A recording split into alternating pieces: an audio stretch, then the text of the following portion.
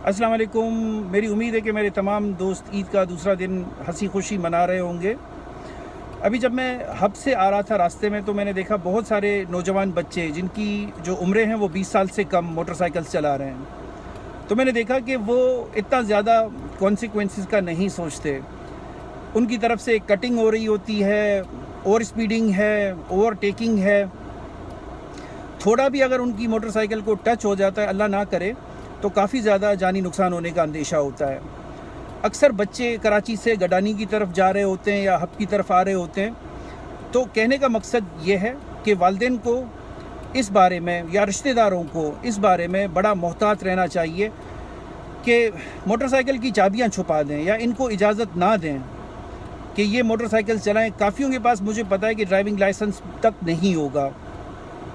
तो इससे मसला ये होता है कि उनकी जान को ख़तरा है, दूसरों की जान को ख़तरा है। तो बराए करम अपना बहुत सारा ख्याल रखिएगा, जहाँ रहें महफूज रहें, इसके साथ साथ अपना बहुत सारा ख्याल रखिएगा।